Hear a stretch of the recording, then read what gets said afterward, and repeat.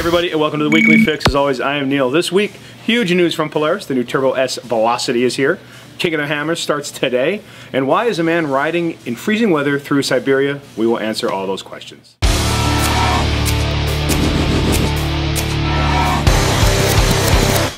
Alright, and if you like what you see, please make sure you subscribe, click, whatever you got to do so we can keep making these videos. Of course, we talk about all things powered by gas and a little bit electric.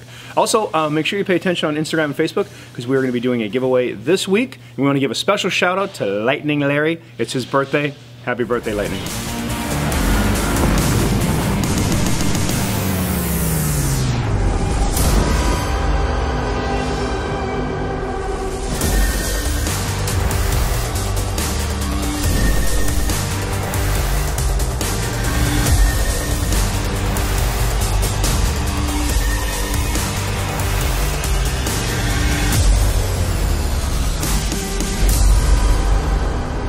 Alright, so Polaris, as you probably know by now, has released the new Turbo S Velocity.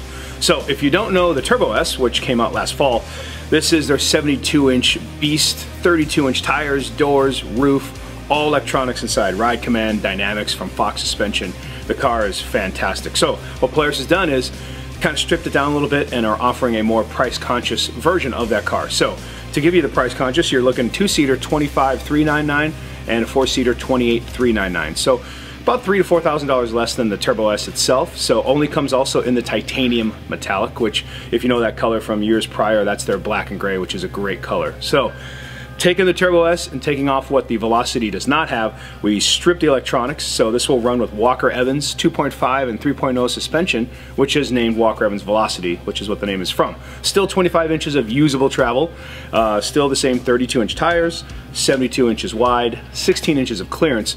Inside changes a little bit, no ride command, it's going to be the base. If you've seen the 19 Turbo interior, that's what it's going to be.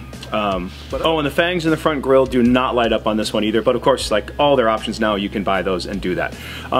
Someone asked me earlier this week when we found out it was coming out, why would they do it? Well, I think actually one of the biggest things is, number one, it's a straight competition for the Can-Am X3 XDS.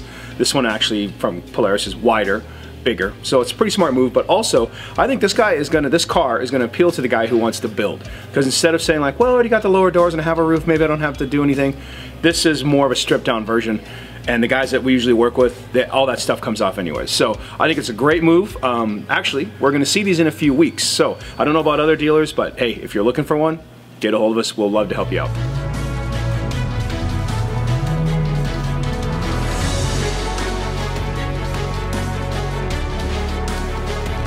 Alright, off-road fans rejoice, King of the Hammers is here, and it begins this weekend. This Sunday, UTV race will be happening. Can't wait to see that. Don't forget to Ultra 4 Racing begins with this race throughout the US. Everyman Challenge, one you don't want to miss on February 6th. That's a 10-hour race for Everyman. And the big deal with this one is T1 Desert trucks are here. So you see the likes Red Bull, Bryce Menzies, Monster Energy, BJ Baldwin are all going to be out there smashing. That'll be February 7th. $30 at the gate. Make sure you go to Hammertown, check it out. It's amazing how they do it. Probably one of the best put together events in the US is right in our backyard. Hope to see you there.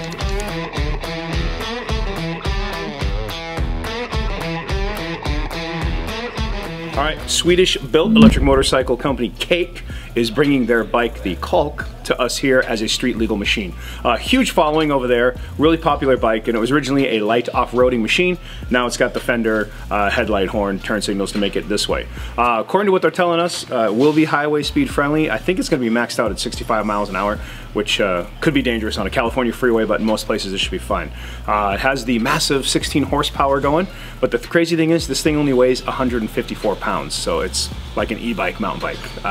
Otherwise, 1 hour charge time, and you'll be looking at around $14,000, and it'll be here this summer. Alright, so last but not least, if you're wondering why a gentleman is riding a motorcycle across the freezing weather of Siberia, his quote was, to prove everything is possible.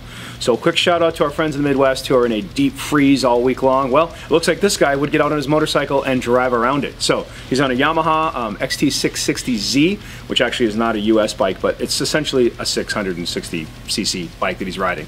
But he's going on the Road of Bones, which sounds terrible, but I guess it's 621 miles of just plain old crap, and he's gonna go for it. So good luck to him. He does it self-support, no phone, no nothing, just carries gas, minimal clothing. and just wants to prove that everything is possible. So good on him, but I think I will pass.